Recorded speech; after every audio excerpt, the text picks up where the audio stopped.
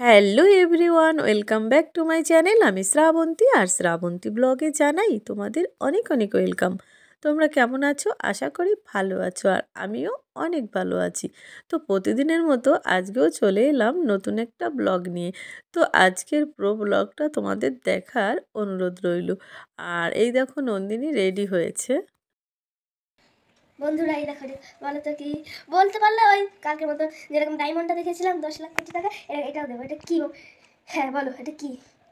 তো তারপরে আমি আর নন্দিনী চলে এলাম স্টেশন। আর এই যে বেবি সোনারা দেখছো, এরা কিন্তু প্রতিদিন পায়রাকে ছোলা বাদাম খেতে দেয়।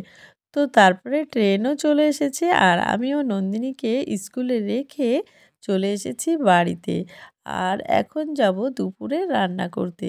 তো চলো গাইস, তোমরা দেখো আমি কি রান্না করি। তো আজকে রান্না করব আলু কলা দিয়ে রুই মাছের ঝোল। রুই মাছের ঝোল রান্না করার জন্য আলু আর কলা লম্বা লম্বা করে কেটে নিয়েছি। আর এখানে সাথে করব একটা ভাজি নানান রকম সবজি দিয়ে, যেমন ওলকপি, পেঁয়াজকলি, মটরশুঁটি, আলু, মানে ভ্যারাইটিস সবজি দিয়ে ভাজি করব। আর এখানে এই যে রুই মাছটা নিয়েছি। আর এখানে দেখো, তাহলে আজকে দুপুরে আমি এটাই রান্না করব।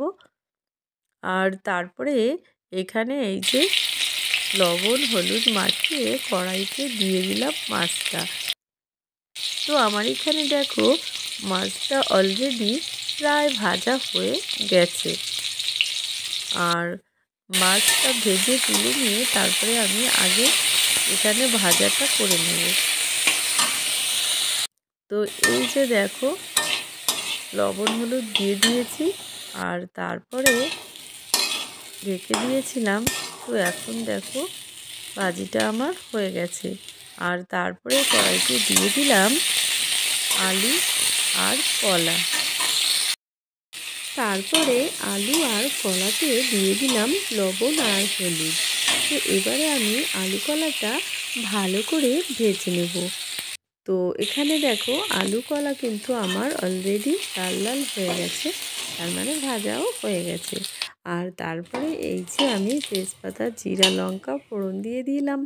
আর তারপরে এখানে দেখো, আলু কলাটা তো আগেই ভাজা ছিল, তো মশলাটা একটু ভালো করে কষিয়ে নিয়ে তারপরে আমি এখানে এই দেখো জল ঢেলে দিলাম।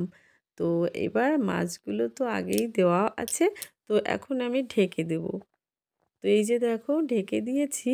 আর তারপরে এখানে এই যে দেখো, হালকা হালকা ফুটছে, মানে হালকা আছে দিয়ে রেখেছি। আর এখানে এই যে রান্না মানে প্রায় হয়ে গেছে।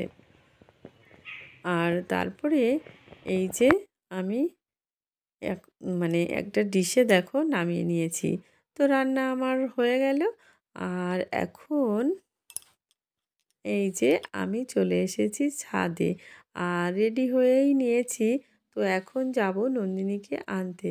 তো দেখছি ভীষণ আজকে মেঘলা আকাশ, তো ভাবলাম যদি বৃষ্টি হয়, তো সেই জন্য ছাদে এসে জামা কাপড়গুলো তুলে রেখে গেলাম।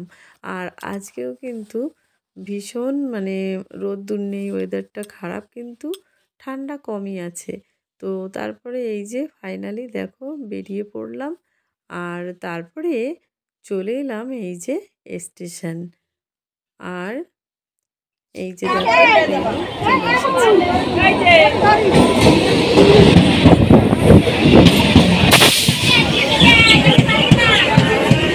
এখানে এই যে আসার সময় দেখো, মানে এটা কখন 2:30টার ট্রেন, কি ভিড়। তো তারপরে এই যে স্টেশনে নেমে গেলাম। আর তারপরে ট্রেন এই যে চলে গেল। তারপরেই আমরা রেল লাইন পার হয়ে চলে এলাম। আর তারপরে তো বাড়িতে এলাম, মানে নন্দিনী খেলো, আমি খেলাম, তারপরে নন্দিনীকে ঘুম পড়িয়ে দিলাম। আর আমি তারপরে এই যে দেখো পাঁপড় ভেজে নিয়েছি, আর বসে বসে খাচ্ছি, আর এদিকে নন্দিনীর লেখাগুলো লিখছি।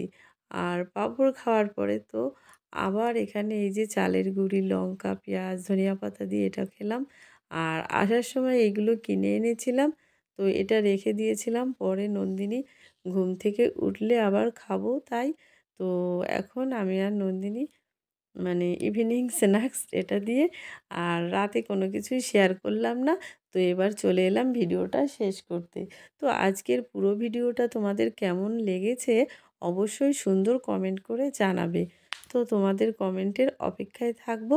তো চলো, tata, bye bye, good night. আবার দেখা হবে অন্য ভিডিওতে।